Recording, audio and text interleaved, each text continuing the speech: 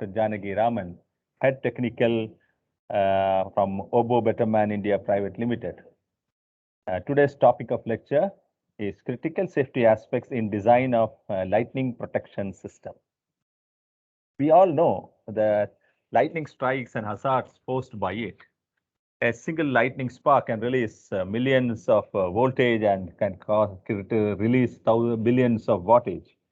And we have become accustomed to hearing news from TV channels or reading in newspapers, deaths and injuries due to lightning. In 2019 alone, more than 2,800 people are said to have died in India due to lightning strikes. And the amount of damages caused to installations infrastructures are also equally high. The only way to minimize is to reduce the impact of lightning damages and to protect ourselves from it. And one of the ways is to have a good lightning protection system, whether in office or home or factory. I'm sure most of the people who are attending today's talk are really aware of many ways of lightning protection system. But I genuinely doubt whether all of us, at least me, I'm not really aware as to how to verify or say that a prevalent lightning protection system in an installation is adequate or not. And for this, we also have to have some knowledge about the design aspects of lightning protection. Today, we have with us a senior person from Obo Betterman who are reckoned as leaders in lightning protection systems. And the speaker, Dr. Janaki Raman, is not only a senior person, but he has a lot of field experience and a lot of experience working hands-on in lightning protection systems. And so a pleasure to have him with us today. Before we formally get Dr. Janaki Raman to talk on the subject, may I request Ms. Meena Vijayan to deliver the formal welcome address. Meenu, over to you to deliver the welcome address and to introduce the speaker. Okay, sir. Thank you. Thank you.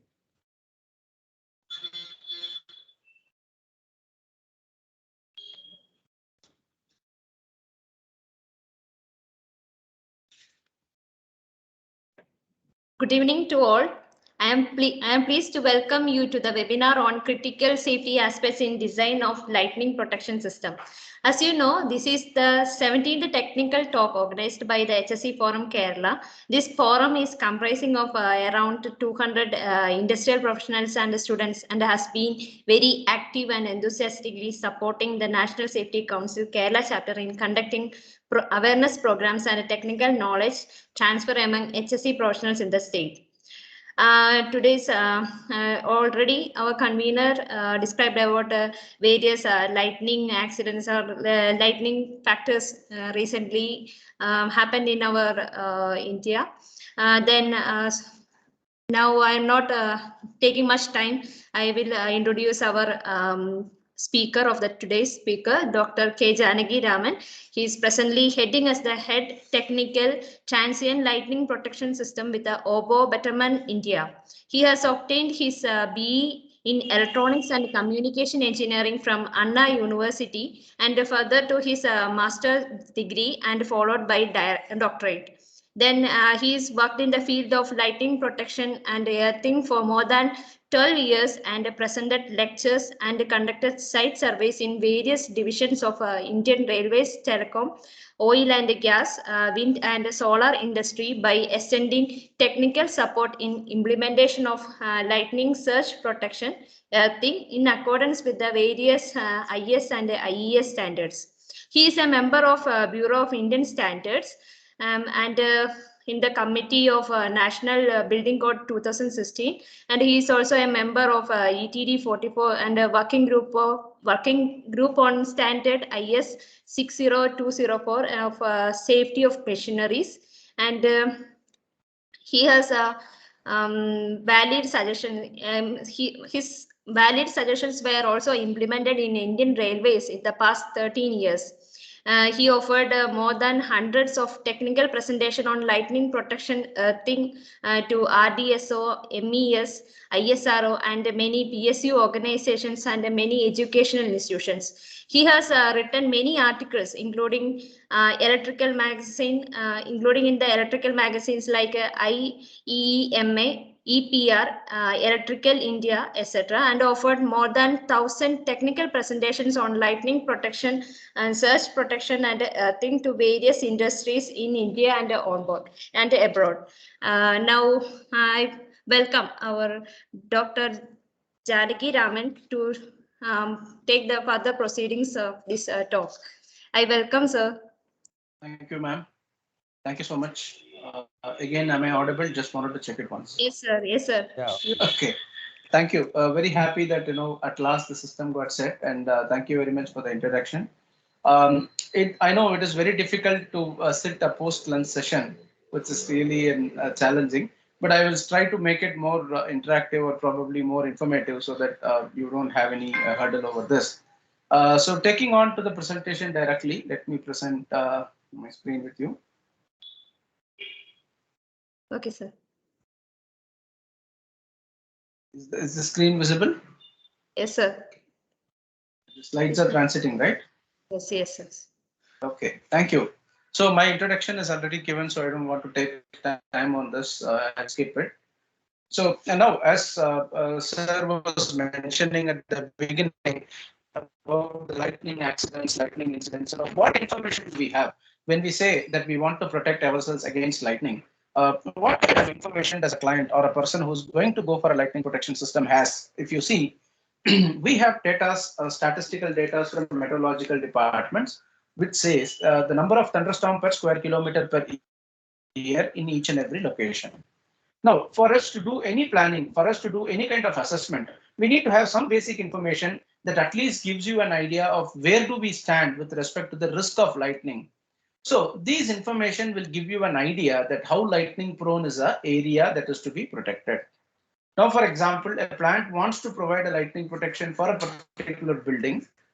Without this input, you will not be able to proceed further, because these are meteorological information which says where what amount of lightning is expected. If the intensity is going to be high, obviously the focus of the customer towards protection measure is also going to be high.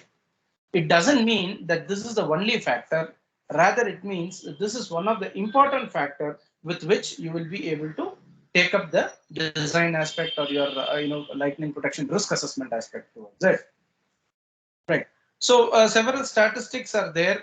National Crime Records Bureau, they also give statistics, and then global weather forecast departments, they also give information. However, if you see the casualty rates in India, especially with various regions, that to central India, from 2001 to 2014, the percentage of lightning that happened in central India contributed about 43%, and South India contributed about 10%. So like this, there are several information which predominantly says lightning casualties are more than any natural calamity, which means the protection measure, the focus that is to be given towards protecting against lightning should be our priority.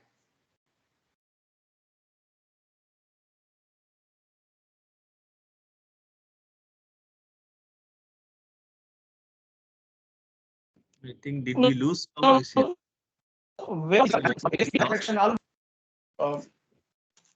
Not audible again? Audible now. Okay.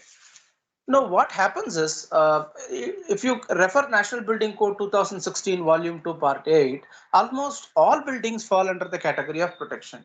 They have given a list. For example, what kind of building you should have, like even a small building which is having normal electrical appliances up to a nuclear power plant, every building requires a lightning protection. So there is no escapism that this building does not require, because you don't predict where exactly the nature is going to create a risk. What should also be considered, the moment when we say protection, it does not stop alone with a building or with equipment. It also talks about livestock. More importantly, human safety as well as livestock safety is very important. We might have heard a lot of news coming in saying that 100 cattle died in this open ground due to lightning. So all these cannot be avoided, because you don't predict the time of lightning. However, if they are all properly sheltered, there shall be some amount of protection which is considered. Now, we are going to see what are the measures that we are going to see. The basic do's and don'ts during lightning is all like, very common. We all might have heard from our ancestors and elders.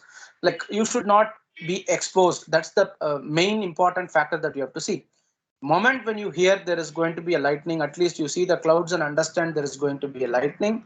You should stay inside a building which is going to be safe for you. The moment if you are in contact with any of a conducting object or a tree, our life is a threat. So we need to ensure we stay in a closed environment which is completely protected. And some instructions like, not switching on, or probably do not plug in your TV wires or your data cables. All these practices are very common in India, especially northeastern region of India. If you see, even their literacy levels are low. Every layman at their houses, they used to unplug the equipment during time of lightning, because they know there is going to be some impact in the network, and due to which my equipment is going to get damaged. Fine. Right. Before taking you to this, I'll show you the intensity level in India.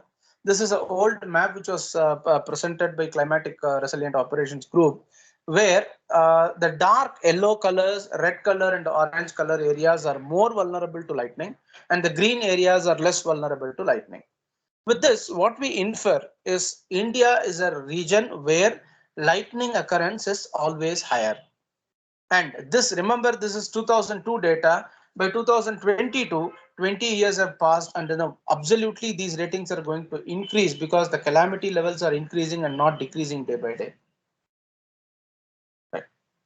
Now, there are several myths when we talk about lightning. People used to say, hear someone and then assume something. Now, what is common here is the protection is given. For example, if you go with a lightning protection system and claim that your building is protected, many people think, okay, my building already has got lightning protection system, so I am safe to walk within the area where the lightning protection device is giving a coverage. If you see this image, in this image it shows a vertical rod, and this particular rod is giving certain angle of coverage, and a circled area is totally a protected area. Now, a person should not walk on top of the terrace or around the building, assuming that the building has got a lightning protection. These are very important critical safety aspects that one should remember. Since because your building has got a lightning protection system, not necessary that the building is to be completely protected or the person who is going to walk around is completely protected. What this can do is only it can avoid a lightning strike falling on elsewhere at the building. It can take lightning directly, thereby not allowing the lightning strike to directly happen on the building. However, the impact of lightning will still be there.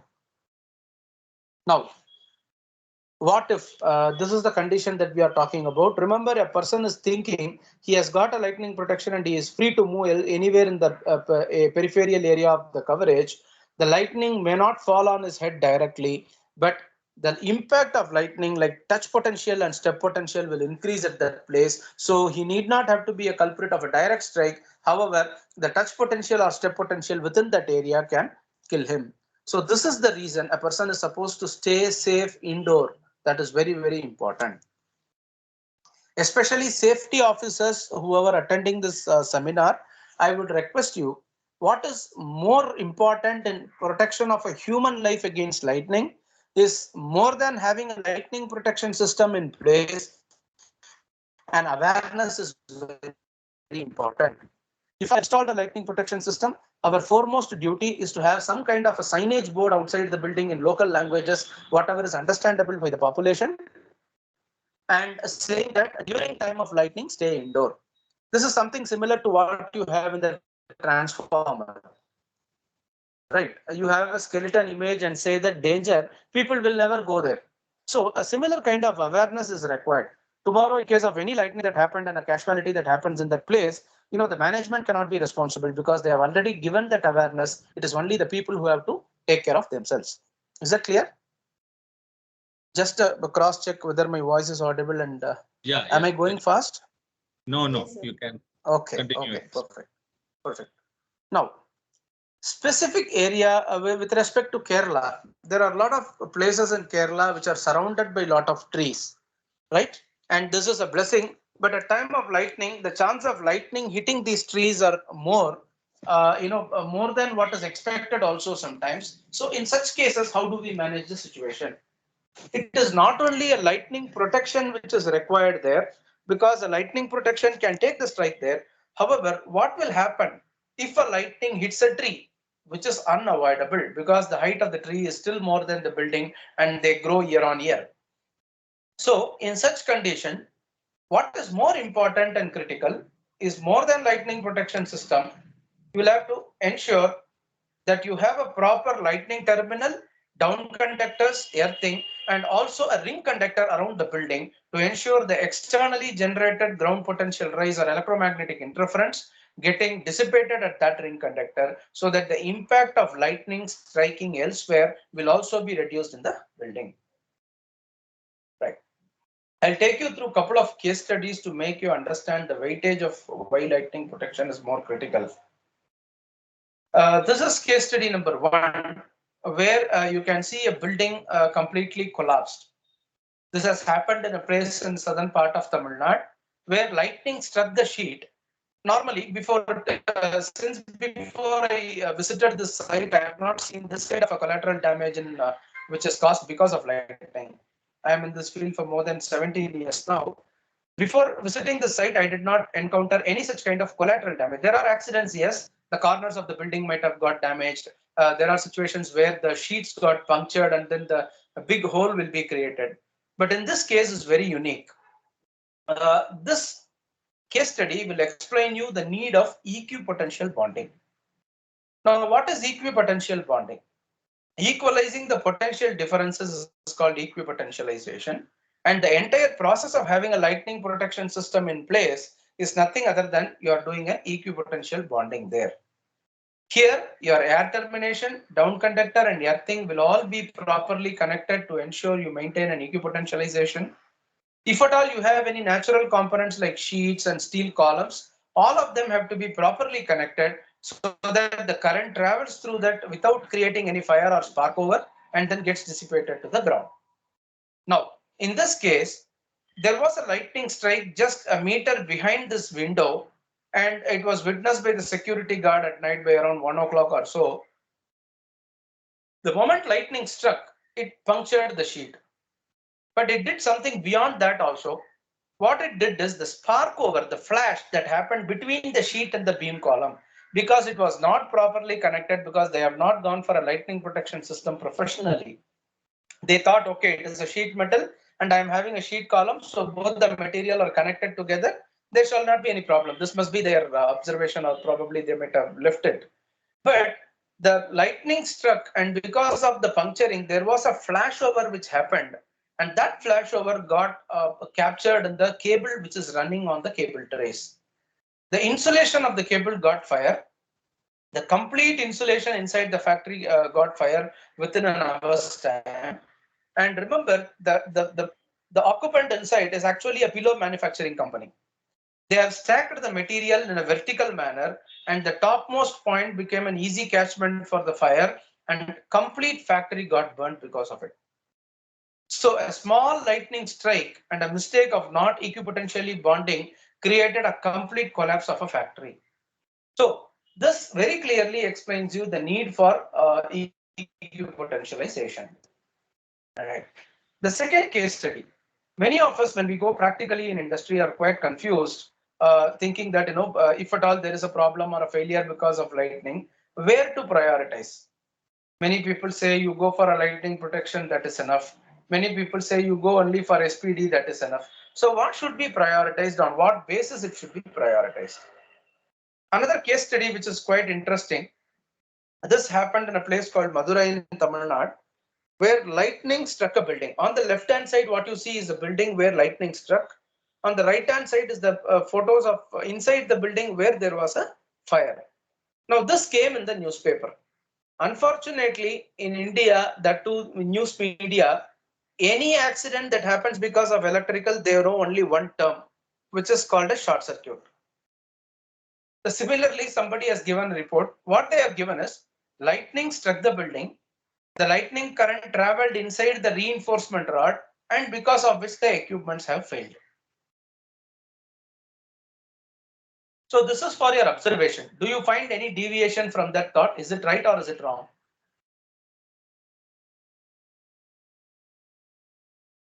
Anybody? I don't think that the participants can speak.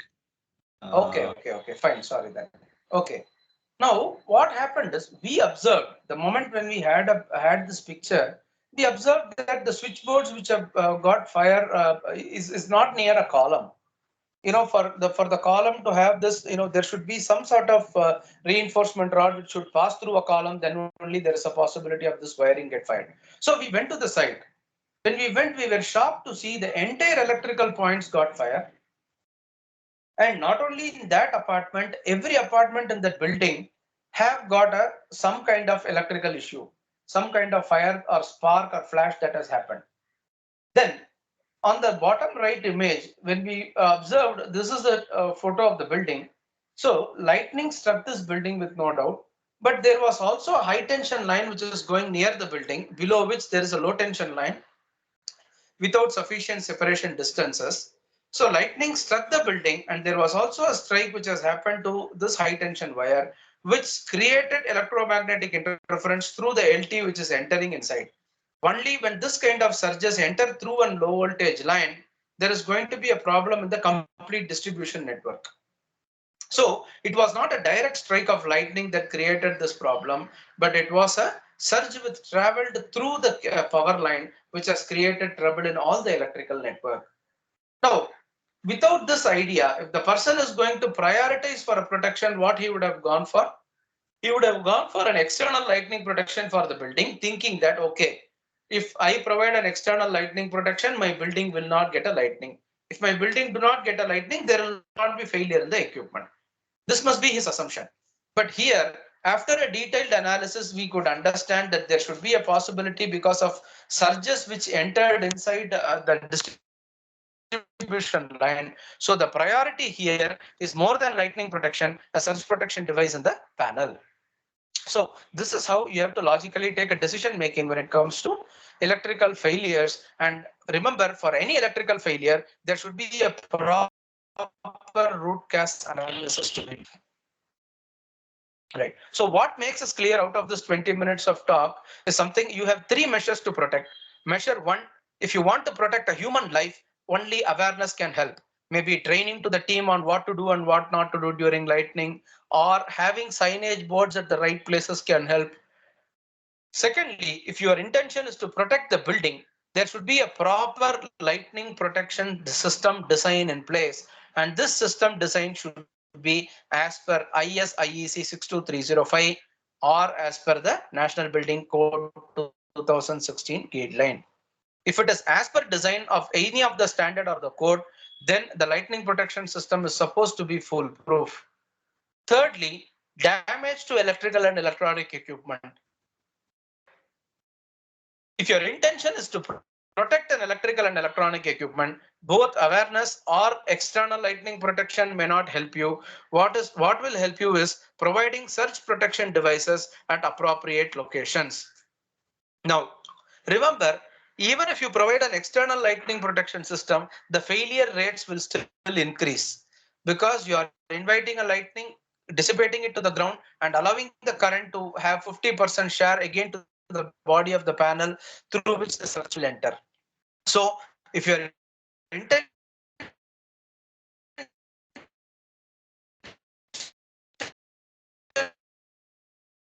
is electrical and electronic equipment, protection. National Building Code 2016, Volume 2, Part 8.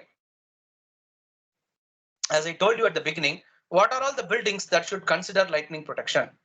Area 1 is area where lightning strike is prevalent. Second one, large number of people congregate, such as sports, school, churches, cultural academy, assembly building, etc. Where there are very tall, complex or isolated structures with inherent explosive risk, because in some industry, the raw material may be explosive in nature. So that industries absolutely have to go for a lightning protection. Where essential public services are concerned, essential public services in the sense, you have your metro rails, you have your data centers, which are all essential public services. So even a single second of loss will create a big trouble with the user or with the property. Then, where there is a wide use of electrical and electronic equipments. So every building is falling under these category. Maybe a small shop which has got a laptop or a weighing machine to operate, up to a big nuclear power station. Everywhere sensitive equipments are there. So wherever there is an electricity, there is a need for such protection devices. Now, which standard will give me a guideline? These are very important to understand the criticality of installation and maintenance part. IS IEC 62305. 62305 is the number of the standard, and it is an international standard which is adopted in toto in India by IS. So it is IS IEC 62305, which has got 4 parts. The part 1 talks about general principles and the basic guidelines, your theoretical understanding of what is strike, what is current, etc. Then part 2 talks about detailed, elaborate calculations of risk assessment. What is this risk assessment? Now, for example, when you buy a property, what all you will look into is very important. You will not directly just look at the building or the catalog, see the square feet and go inside. What you will first do, you will try to look out for the EC, encumbrance certificate, ensure whether the property is completely available without any risk, whether it is approved. Then you will see whether the foundation is done properly. Then you will see the material of construction. Similarly, when it comes to lightning protection, you have to do a detailed risk assessment before deciding what type of lightning protection is required, before deciding how many number of down conductors are required. So what is the logic here? How do you evaluate the risk is by this formula. Lightning threat types, the factors that are threat towards lightning is to be balanced with the risk which is available. What are the factors that you have to see for a lightning risk assessment? First, as we seen at the very first slide, the frequency of lightning. That is the number of thunderstorms per square kilometer per year in that area. Secondly, location and location and environment of the building. Now, where it is located, whether the building is located in an isolated area, whether it is on a mountain structure, or whether it is surrounded by a lot of building, whether the building is surrounded by more number of mobile towers. So all these aspects will help you to identify the location of the building and environment of the building. Then comes the size, the material which is used, and then comes the number of occupants inside. Then comes safety factors like whether fire alarms are available or not. Then comes whether the surge protection is provided or not. So there are several inputs that you need to give. Nowadays, there are a lot of software which are available to calculate lightning risk assessment.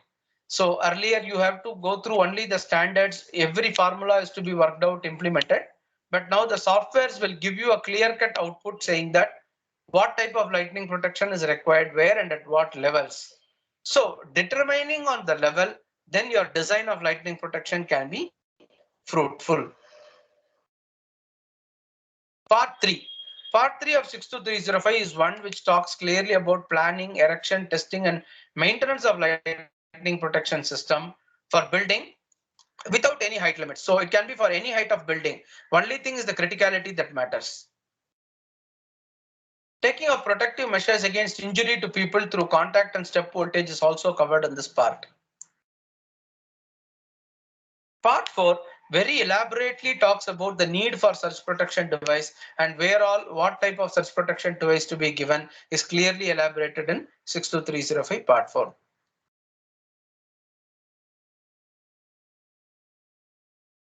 Now, when you consider a protection against lightning, you have to consider all 4 sources of lightning. It is not only that lightning striking my building is the only concern. No. Standard says there are 4 sources of lightning. Source 1, lightning striking on a structure. Source 2, lightning striking near a structure. Source 3, lightning striking a service which is entering a structure. Remember, this service can also be power, voice, data, and communication lines. Then comes source 4, which is lightning falling far away from the structure. So your protection measure should be calculated in accordance with all the four sources, considering all the four sources of risk, and based on which you have to design. Otherwise, the system may not be foolproof, or even after installing, there shall be risk because of lightning, because certain areas are open and left out.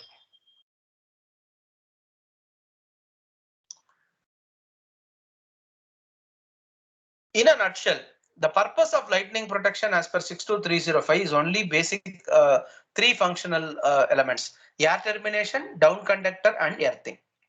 So the purpose of air termination is to receive the lightning current. The purpose of down conductor is to safely take the current to the ground. The purpose of earthing is to disperse the current to the ground. So this is what every lightning protection system does. Now, coming to point, what makes effective lightning protection? An effective lightning protection is achieved by having a proper type of protection, whether we are going for a mesh method or a protection angle method or rolling spear method. Then level of protection based on risk assessment. It cannot be a thumb rule. It cannot be like I wanted level 1, I wanted level 4. No, you have to do a proper risk assessment and see to that where exactly the building falls. In the sense, under which risk level does the building falls, then you have to take a measure. That is very, very important. Thirdly, technically qualified products as per latest and relevant IEC standards.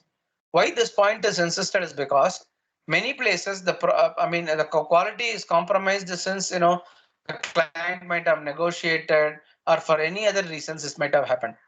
So you have to technically evaluate the product, and the product should be tested as per IEC guideline. Then importantly, the size and dimensions of the components that you use is very critical. For example, you are using a lightning conductor. The dimension of the conductor is mentioned clearly in 62305 part 3. It says if you are using a flat conductor or a round conductor for both the air terminal and down conductor, you need to have minimum minimum of 50 square mm. That is a 25 by 2 if it is a flat strip, or 8 mm dia, which is equivalent to 50 square mm of usable dia area. Then comes location of air termination. This may not be directly related to you, but what will happen is, if a designer gives you a lightning protection design for a particular building and he has marked a lightning terminal at one location, there are chances that the architect of the building will come and say, no, this spoils my architectural view. So you have to shift the terminal to some other place so that it doesn't look bad. Remember, such kind of rerouting the lightning protection installation will absolutely be at risk, because the topmost building, or probably the corners of that particular building, will have frequent damages due to lightning. So you need to choose a proper size and dimension of lightning conductor, and it should be routed properly at the corners and should not have any joints or bends. Then sufficient and required earthing provision. If at all there are 20 down conductors, you have to have 20 number of earthing so that the current is directly carried and dispersed immediately. And finally, proper utilization of natural components as down conductor, if at all it is applicable. Now, if a client says, okay, you can use my beam column, you don't have to use my sheet metal, then you are free to use a lightning protection system. But if the client is very specific about what kind of protection that we are giving, we'll have to be clear. The natural component, if it is being connected, we have to ensure the equipotential bonding is also properly done. Now, checklist. We have seen for new installations, but checklist for an existing system. For example, someone claims I have a lightning protection in place, sir. How do I ensure? What are the factors, the critical aspects that I need to look into? Right. If you already have a lightning protection system in place, ensure that the lightning protection system is following any of the latest standards. Because in India, some 10-15 years before, the standard which was followed is nothing but IS 2309. When it is superseded by IS 62305, there are several minute changes which are done in the standard, which should be understood and based on which the design should have been done. If it is not done, you have all the rights to show and code the particular standard or code and tell them, okay, this is not as per the design, we have to change it. Then, are all the number of down conductors direct and adequate? For example, if the design demands for 20 number of down conductor, and if we go only with 15 numbers of down conductor, that requires a revisiting of engineering design. Then, while reviewing lightning protection, both plan and elevation is important, because in many cases people only work with the plan.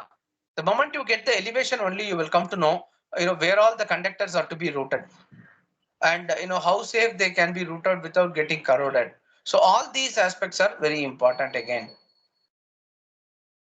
Then, yeah.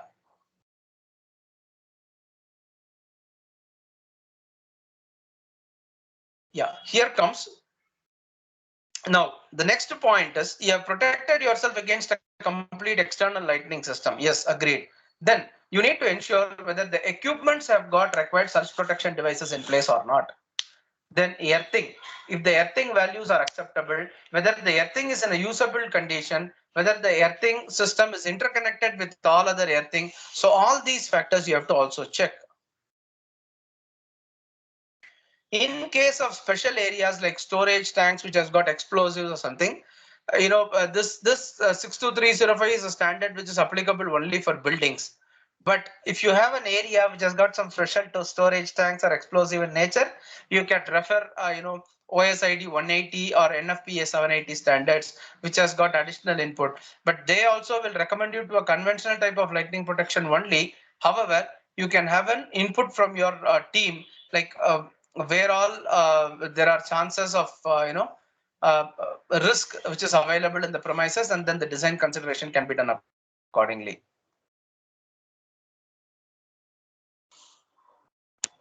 Then design guideline. So this is also a critical aspect. Very importantly, a down conductor should be installed at each exposed corner of the structure where this is possible. In many buildings, for aesthetical reason, what they do, they take the lightning conductor inside an electrical shaft. So this should not be encouraged. You'll have to directly bring lightning conductors. You'll have to directly dissipate it to the ground, and then ensure it is creating a shortest path for the current to travel. Secondly, the down conductor should form a direct continuation from air terminal to bottom. There should not be multiple conductors used. There should not be like conditions where the conductors are connected, tied together. No, it should be as straight as possible and as short as possible to the ground. And it should be straight and vertical so that they provide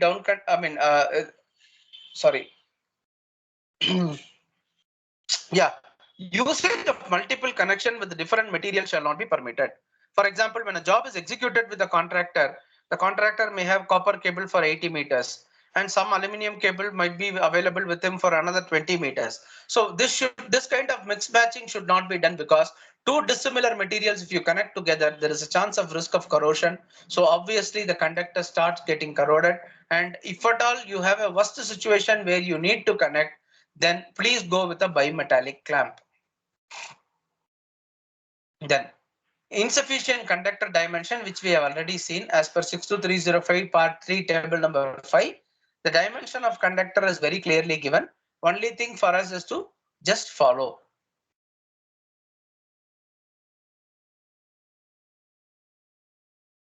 So this is one method which is practiced across India, and especially Kerala has also started doing a lot.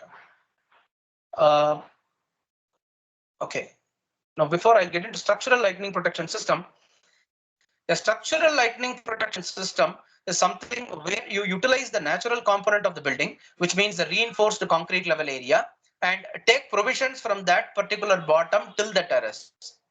Once the concrete is completely concealed, the lightning protection system at the top can be directly connected to this concrete column, which is directly taking it to the ground, and then it is forming an earth mat. So this kind of system, the biggest advantage is that life of the conductor will be as long as the life of building.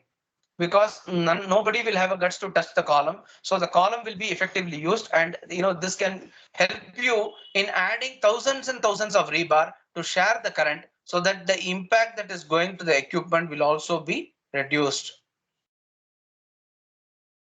How do we implement it? Like, this will be at the very beginning stage where reinforcement concrete is being laid.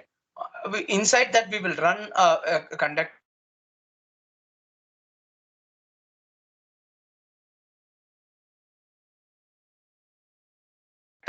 for an easy charge, and then reused also. Audible, right? Hello? Yes, sir, you are audible. Audible, yeah. Okay. Continue. Suddenly my presentation got stopped. I don't know what happened.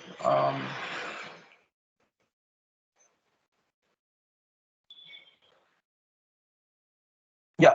So at the ground level, you will have this kind of a foundation mat, and through every column, you will be raising a conductor to connect it with the air termination.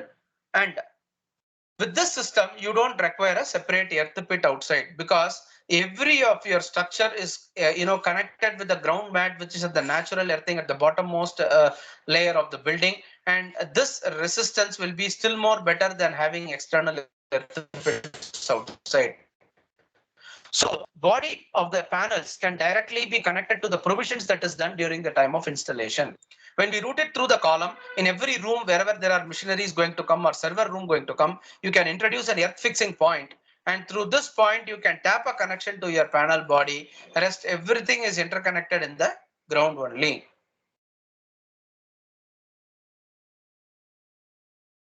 So some installation images of how the system looks like. Okay. Once installation is done and concreting is complete, then a provision alone can be taken from the earth fixing point and connected to the lightning protection system. So this is why I said at the beginning, a structural lightning protection system will live as long as the life of the building, because nobody will have a dare to touch the column, and it is completely concealed inside the column. So the conductor will never get damaged. Right. So finally, before handing over to question and answer, I would like to touch upon earthing system. In India, the most spoken topic is also earthing when it comes to electrical installations, and the most neglected area is also earthing when it comes to real-time practice. So earthing, many places we have overcome a situation of having conventional type of GI earthing. This earthing is practiced widely across the country, and now people are changing from this GICI pipes to copper bonded rods. The very reason is the poor maintenance of the system, and also adding salt and charcoal created a lot of trouble to the electrode. IEEE standard gives a clear-cut guideline of how this is salt and charcoal is to be installed. I'll show you that in the coming slides. And before which, I wanted to insist upon one important point, which is about earthing. In India, earthing has taken avatar more than Mahavishnu himself. We call earthing in different name. Somebody says it is dirty earthing, somebody says clean earthing, computer earthing. No, remember, earthing is one and common. The earth cannot be different. So wherever you dig a pit and then name anything, that doesn't matter. But ensure all these earthing points are interconnected together to avoid most of your failures and problems. There are a lot of contradictions, I know, which may also come by the statement. But however, standards do not insist to have separate earth pit at any point of time. And there is no meaning to it also. If at all you have one earthing in Chennai and another earthing in California, there is a meaning saying that these two are different earth. But within the premises, in the same area, having multiple earthing and saying that this is not connected to that doesn't make a sense, because interconnecting will really help you to create the equipotential bonding which we have seen before. What is more important than having an earthing is maintaining an earth pit. Remember, earth pit is not a tree pot. Earth pit is not a dustbin. Earth pit is not just for the namesake to have. It should be properly maintained. It should be properly, and it should be connected in terms of proper connecting material. It's a general suggestion from my side. any of these junction points that you try to connect the bus bar or the body of the panel or whatever it is, ensure you at least use a stainless steel screws at that location to avoid corrosions getting faster. So in many of the cases, the screw first gets corroded and that point further gets disconnected also. Right. So these are important critical aspects that you need to note in the safety terms of maintaining an earthing as well. All right. I was talking about why this CIGI pipes are not more frequently used in India. Right. This is the image which is derived from IEEE standards, which says if at all you are using a CI and GI pipe and using salt and charcoal, the method of using it is actually like this. The pipe should be separate and you should dig a trench around the pipe. The salt and charcoal should be provided in the pit only and not along with the electrode. Remember, only the electrolytes of the salt and charcoal has to reach the electrode and not the salt and charcoal directly. Many places it is digged, it is directly connected, and the salt and charcoal directly corrodes or probably eats away the electrode. So this is very, very important. Many of us do skip this parameter. Fine. I think the questions, if any, can be asked at the last, right? Yeah, I think people can ask the questions after you have finished off your presentation, and you can either unmute them or they can type the questions in the chat box. Chat box. Okay, sir. Fine, fine. That's fine. Now, the next predominant aspect is different type of earthing. There is also a confusion here.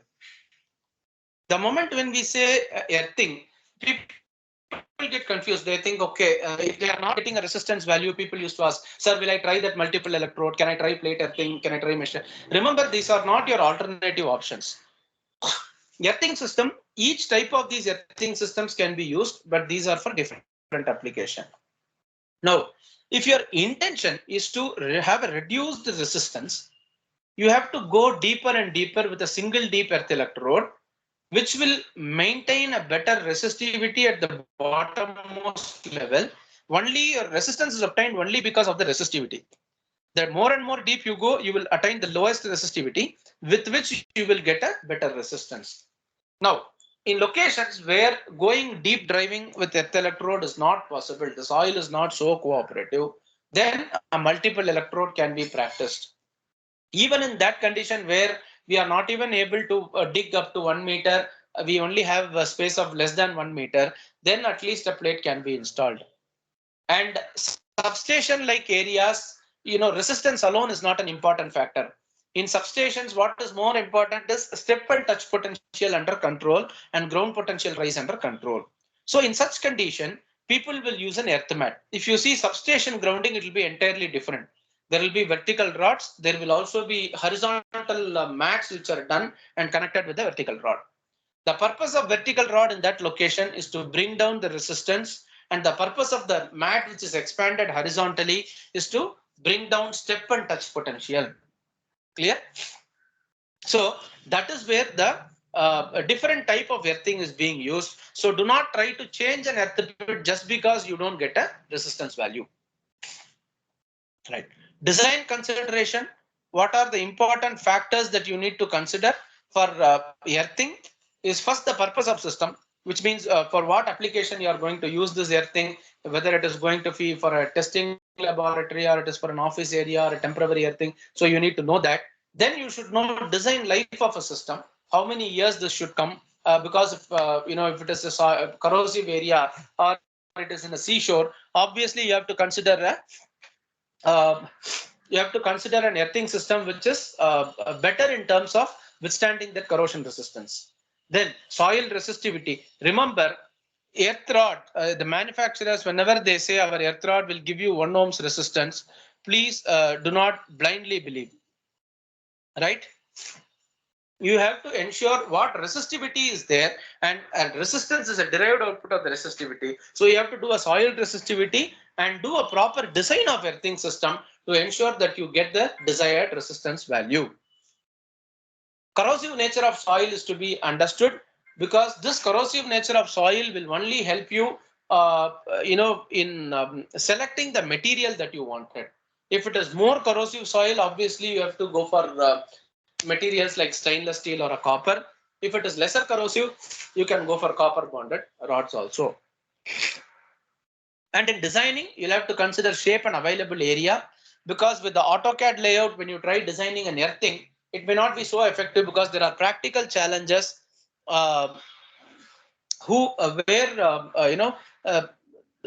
the desired location cannot be used for earthing. There may be a road which is coming near the building, but you might have designed an earth pit there. So all these factors are very important to understand. Now, the next critical aspect in lightning protection is testing of the components. Critical components like cross connectors, conductor holders, etc., earthing, earth pit, earthing compound, all these items are to be tested as per IEC standards. The standard is IEC 62561, has got 7 parts. Each talks about the test requirement of that particular component. The more and more you use a tested component will be reliable for the installation. Whereas if you get some component which is locally traded, probably may have a risk with you. You'll have to ensure these components are properly tested as per the test requirement of IEC standard and it is used properly. Now, when it comes to earthing, what are the test requirements required for an earth electrode? The electrode should have passed electrical resistivity, tensile, bend, adhesion, coating thickness, humidity, and salt mist. All these tests, the first 3 tests will ensure the mechanical stability of the electrode, and a balance test will ensure the corrosive nature withstanding, the resistance towards corrosion. When you use compound, what is important again? Sorry. Yeah, resistivity test, sulfur determination test, toxicity leaching characteristic property, and corrosion test. So this TCLP, toxicity characteristic leaching property test, will ensure the level of leachates are below density level. We have seen in the previous case where you use a GI or a CI pipe and use salt and charcoal along with that, we have seen it will erode the electrode. But when it is passing this TCLP, that kind of erosion will never happen with the earth rod when you add compound also together. And sulfur determination test ensures the non-toxic nature of the compound. The compound that you use has to be free from corrosion as well and free from being toxic in nature as well to protect the environment. Right. So in earthing, one point which I wanted to again insist is the earthing system. Any earthing you have as many number of dedicated earthing for your equipment. Put 2 earth pit for 1 machine is also not a problem, but ensure all these earthings are interconnected together and then properly brought into a network which is in common. Unless it is common, the problems are going to increase. So with this, I wanted to conclude the presentation in a nutshell, and probably I'll get into answering your questions. Thank you, Dr. Janaki Raman. Very exhaustively covered across all. You have touched upon many areas where I think people would have normally had some doubts. And the more doubts are clear, the more doubts will start appearing, which would come out as questions. But Sure, sir. Quickly touch upon, I think you covered very nicely about the lightning, the need to kind of lightning that happens, the impact of it in India, what states are severely impacted, but generally India as a whole is a lightning prone area. And the only way is to stay safely indoors as far a human being is concerned. You talked about not just having just because you have a lightning system is not a 100% proof that you won't be hit by lightning. Should stay indoors even if you have a lightning protection system. Your case study one talked about the collateral damage to a building that lightning can cause because of the equipotential bonding not being okay. So it can cause not only fire but collateral damage also if it is the design is not perfect. You also talked about your case study too, how HT line and LT line spacing is not adequate, can induce surges in your LT line and cause tremendous damages to your electrical installation and houses. We see a lot of such accidents in Kerala. We would be possibly have to do a proper root cause analysis how and where exactly happens. And Exactly. as far as human life protection is concerned, the do's and don'ts, awareness creation, all only can protect human life. And to protect building, proper lightning system as per the IS you talked about is definitely required. And to avoid damage to equipment, it's not just this two, it's also have to have a proper such project protection devices was the message that you conveyed to the participants. And you also touched upon the basic consideration as per NBC 2016, where the lightning protections has to be involved and what kind of things where people gathering happens or explosive are stored or a tall and isolated structure. All these considerations like public services, data center, wide use of electronic equipment, all these considerations where the kind of lightning protection devices has to be designed. You talked about the surge protection devices also, and very nicely about the standards that are followed. IS 2309 is superseded by IEC 62305, which is also the IS standards being followed in India. Part 1 to 4, you explain in detail, especially the part 2, the risk assessment, which is a key requirement before you get into the design of a lightning system. Yeah. And good thing was the sources of lightning, flash to structure, the near to a structure, the services, and all points you nicely touched upon.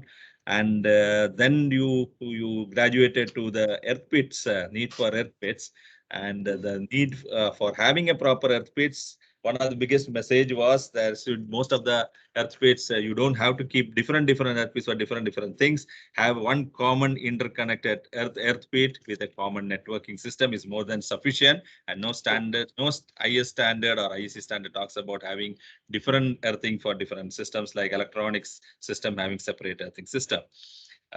Size and dimension of conductor, while the down conductors as far as lightning is concerned, should be kept minimum, straight and without joints.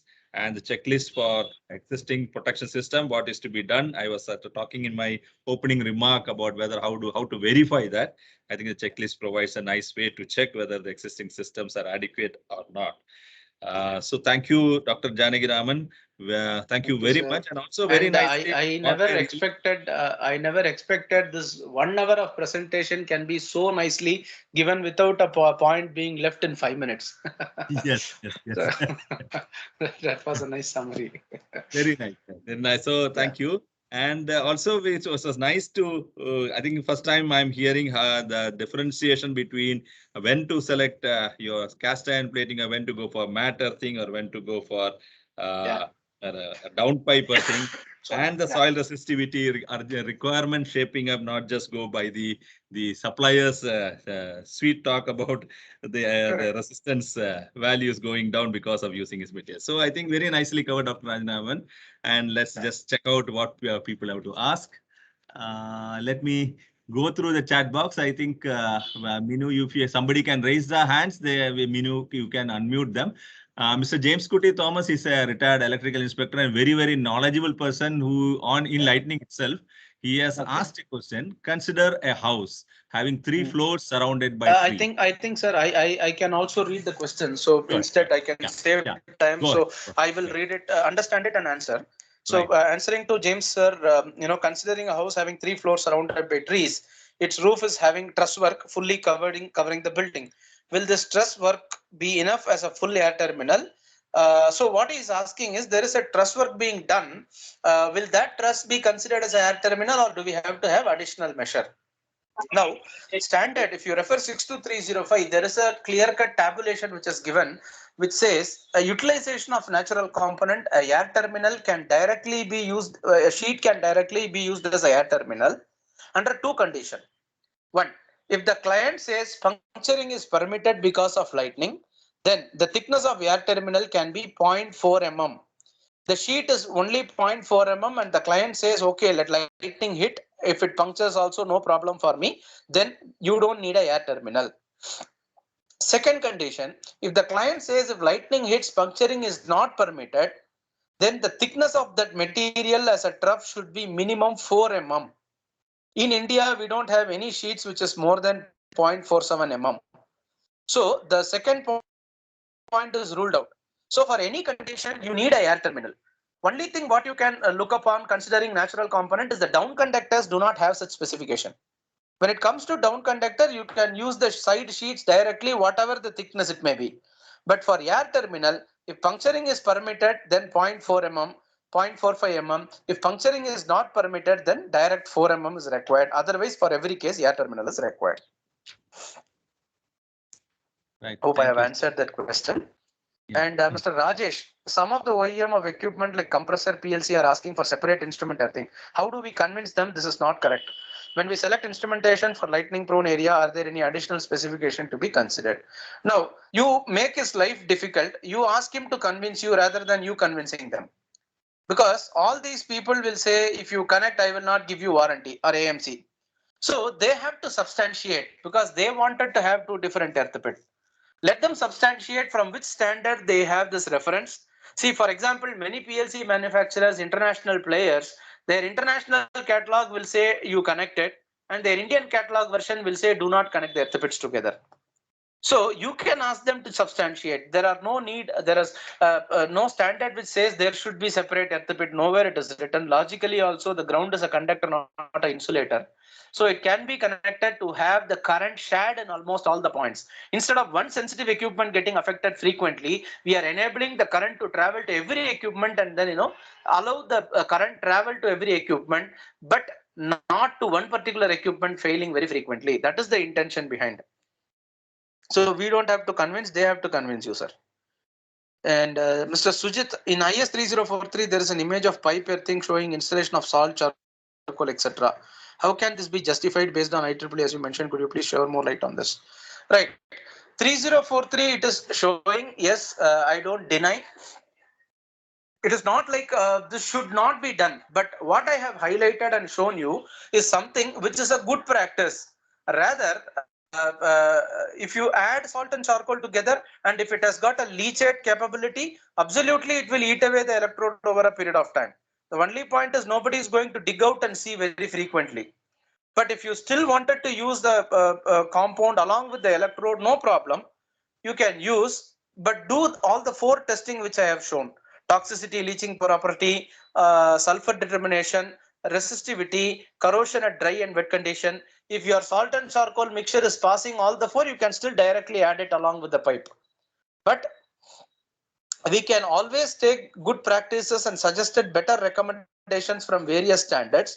If 3043 is not elaborately covering it, there is no issues. This practice can be adopted from IEEE.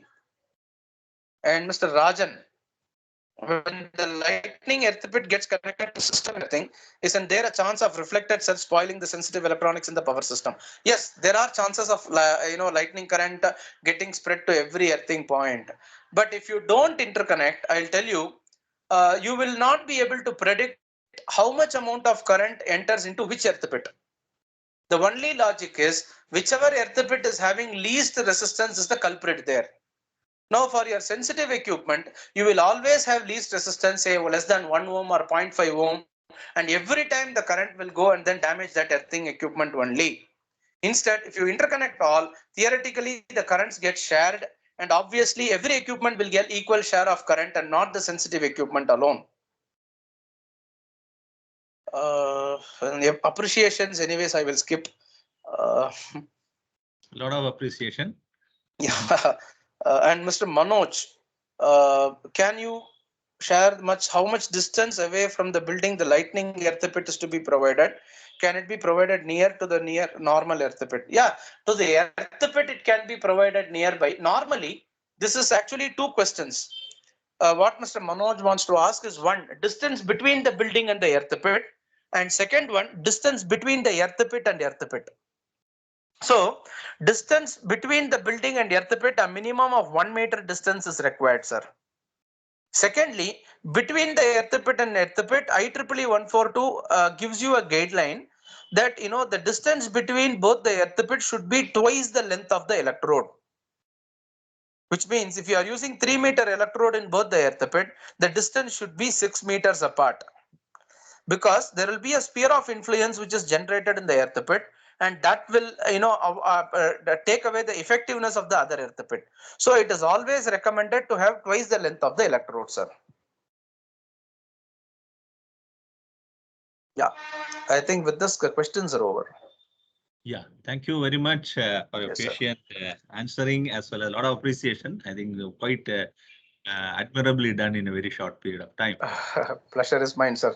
And sorry for the inconvenience caused at the beginning. That's normal that we have come to you. It's very, very normal that we face in every program. So, Okay. yeah, I think if there are no more questions, then we move to. So I thank NSC Forum and sir, yourself also for Nandu sir for wonderfully coordinating the session, and thank you, madam. Thank you everyone, every participant who have patiently stayed and then listened to this, and thanks a lot. A wonderful opportunity. Thank you very much, and there's a lot of requests for presentation. Maybe you can share to.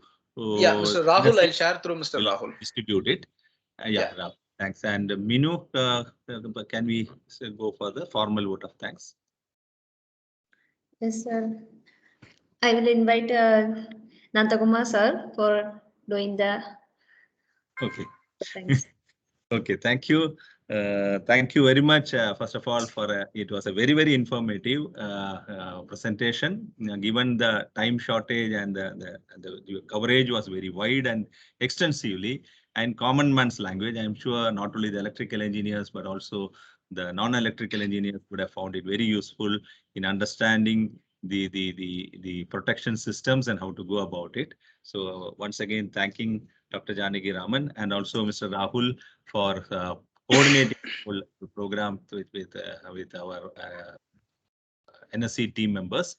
And all the participants, thank you very much for your very, very responsive nature by asking questions, clarifying. It also gives a lot of, we could have made it more interactive by allowing the mics are open, but it creates a lot of disturbances.